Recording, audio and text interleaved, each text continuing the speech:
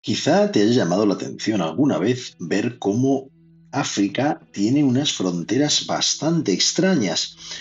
Para empezar, en muchos lugares son fronteras que son absolutamente una línea recta.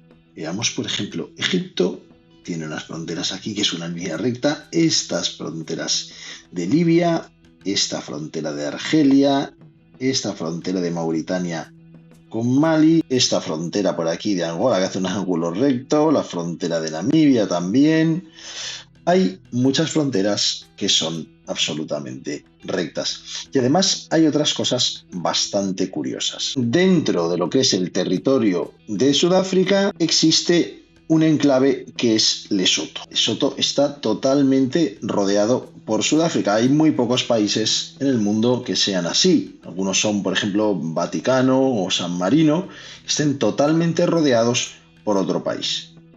¿Cuál es el motivo de que Lesoto sea un enclave? Pues mientras que Sudáfrica, antes de la formación de Sudáfrica, estaba tomada por diversas potencias coloniales y por repúblicas boeres, Lesoto era un protectorado del pueblo Basoto, lo que se llamaba Basutolandia, protectorado británico. Cuando después, en 1910, se forma Sudáfrica con las colonias y las repúblicas boeres, Lesoto permanece bajo el dominio británico como un protectorado, y cuando se independiza ya en 1966 con el nombre de Lesoto sigue manteniéndose como un enclave en Sudáfrica. También es muy curiosa la situación en Namibia, que vemos que tiene una frontera que de repente tiene una parte que se extiende por aquí como si fuera el mango de una guitarra, se llama la Franja de Caprivi y está entre Angola, Zambia, Zimbabue, Botsuana y Namibia. Y esta parte tiene un origen muy curioso porque se debe al deseo de que los alemanes pudieran acceder desde la zona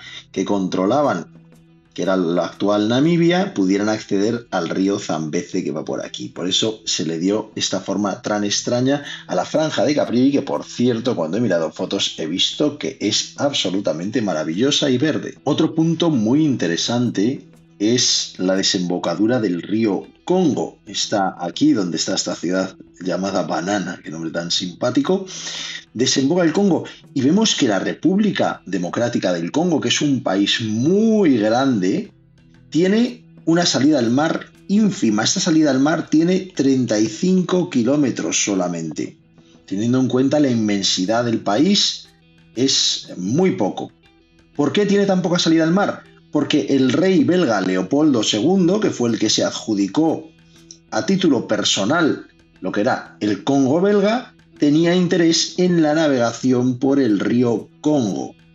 ¿Para qué? Pues para conseguir caucho, para conseguir marfil, para conseguir minerales, para conseguir cosas, y no le importaba tanto, estaba dispuesto a ceder la salida al mar siempre que tuviera un punto por el que pudiera sacar todas las mercancías aquí. Y en ese lugar también es muy interesante el enclave de Cabinda. Cabinda está al norte de esa salida que tiene la República Democrática del Congo, pero pertenece a Angola, que está más al sur.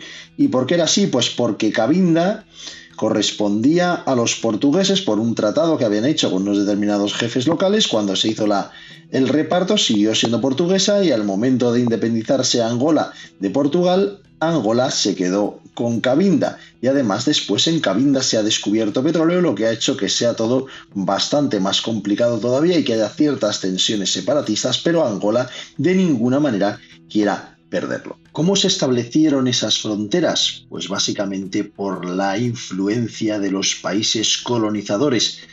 Ya Francia, Inglaterra y Portugal habían tomado una serie de territorios antes de la famosa Conferencia de Berlín, de la que venimos hablando en muchas ocasiones, de 1884-1885, porque se hacen dos sesiones. Y después de esta conferencia y hasta la Primera Guerra Mundial, 1914, es lo que se llama el reparto de África. Es una carrera entre los países colonizadores para intentar tener la mayor parte posible de África, y solamente quedan indemnes lo que es Etiopía, que se llamaba antes Abisinia, por aquí, y Liberia, que estaba situada por aquí y que estaba bajo influencia americana. El resto de los países, todos eran dominados por una potencia colonizadora. Podemos ver fácilmente en los diversos países, reconocer las fronteras existentes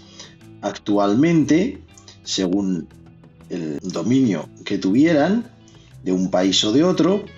Y en el caso de los países que parece que realmente son más grandes, entre como el África Occidental Francesa, en realidad esta África Occidental Francesa estaba dividida, era una federación de diversas colonias que responden más o menos a los países existentes hoy en día. Así que es la influencia colonizadora la que hace que tengan esas fronteras. Pero ¿por qué los colonizadores fijaron esas fronteras y no fijaron otras? El primer motivo para establecer esas fronteras era, lógicamente, que las fronteras respondían a los intereses de los países colonizadores sin tener en cuenta ninguna de las circunstancias de las poblaciones que vivían allí. Cada país intentaba extenderse lo más que podía y en función de esa extensión se marcaban los territorios. Pero hay otro motivo más y es el desconocimiento de África. Si vemos mapas antiguos de África, veremos que había zonas enteras que los europeos desconocían o ignoraban. ¿Cómo tenían los europeos conocimiento de África? Pues por un lado por la navegación que habían ido haciendo por las costas, desde luego por la información que suministraban algunos misioneros y fundamentalmente por las exploraciones. Hay muchos exploradores en África. Bruce, Mungo Park, Clapperton, Caillé, toda esta zona de aquí, de alrededor del río Zambeze, fue objeto de las expediciones famosas de Livingstone y también la zona de los lagos. Y un poco más arriba fue donde hizo sus expediciones Stanley, fundamentalmente alrededor del río Congo. En algunas ocasiones, por ejemplo en el caso de Stanley, estas expediciones no solamente tenían un interés geográfico, sino también tenían un interés comercial. Stanley estuvo incluso a sueldo del rey de Bélgica para descubrir un poco lo que se podía hacer en el río Congo. Pero como vemos, lo que caracteriza a casi todas esas exploraciones es que se basan en la existencia de algún río y es difícil que se hagan por la zona donde no hay ríos. Pueden atravesar, pero no se investiga demasiado, así toda esta zona, digamos, queda un poco al margen del conocimiento geográfico. Por eso en el plano que hemos visto antes hay una gran zona de África que queda como desconocida. El desconocimiento de los europeos de la realidad de África era enorme. Lord Salisbury, el primer ministro británico, dijo en 1906 en la Convención Anglo-Francesa para determinar la frontera entre Nigeria y Níger lo siguiente: nosotros hemos estado trazando líneas sobre mapas donde el pie de ningún hombre blanco había pisado jamás. Hemos estado regalando montañas y ríos y lagos entre nosotros, solo obstaculizados por el pequeño impedimento de que nunca supimos exactamente dónde estaban las montañas y los ríos y los lagos. Pero entonces, ¿habría alguna manera de solucionar la división de África? ¿Se podría establecer una división de África en países que crearan menos divisiones entre todos los africanos? Bueno, pues este mapa que estáis viendo aquí es el mapa que refleja lo que sería África si estuviera dividida por grupos étnicos o tribales. Como vemos, una cantidad muy grande de países.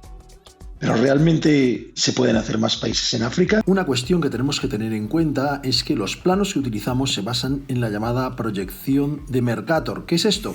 El mundo es una esfera, como sabemos, pero a la hora de trasladarlo a un mapa, de alguna manera se tiene que hacer como estirar la esfera, y esto lo que produce es que las partes que están totalmente al norte o totalmente al sur aparecen más grandes de lo que son, mientras que las partes que están en el centro aparecen como más pequeñas de lo que realmente son. ¿Y qué consecuencias tiene esto en África? pues África parece mucho más pequeña en el mapa de lo que es en realidad. Aquí podemos ver la comparativa de la superficie de África, que es aproximadamente 30,4 millones de kilómetros cuadrados, con otros continentes o zonas. Por ejemplo, Rusia, con lo inmensa que es Rusia, entra dentro de África. Estados Unidos, ni que decir tiene, que hasta con Alaska entra dentro de África porque es 3 veces más pequeño que África. China entra perfectamente dentro de África, Brasil, Europa, excluyendo Rusia, entra perfectamente dentro de África. Y la India, pues ni que decir tiene, que entra muy bien dentro de África. Es decir, África, y es lo primero que nos tenemos que dar cuenta, es mucho más grande de lo que parece. Vamos a hacer una comparativa entre África y Europa. África tiene 54 países. En principio 54 países parece mucho en comparación con los 44 de Europa, pero vamos a comparar las superficies. África tiene 30.370.000 kilómetros cuadrados, mientras que Europa, incluyendo aquí Rusia también, tiene 10.180.000 kilómetros cuadrados, es decir, aproximadamente África es 3 veces más grande que Europa. Viendo entonces el tema de los países, vemos que la media de tamaño de los países en África serían 564.407 kilómetros cuadrados, mientras que en Europa serían 231.364 kilómetros cuadrados. Es decir, aproximadamente los países de África son 2 veces los países de Europa en cuanto a tamaño. ¿Qué quiere decir esto? Que sería posible dividir África en más países sin que fuera una división excesiva.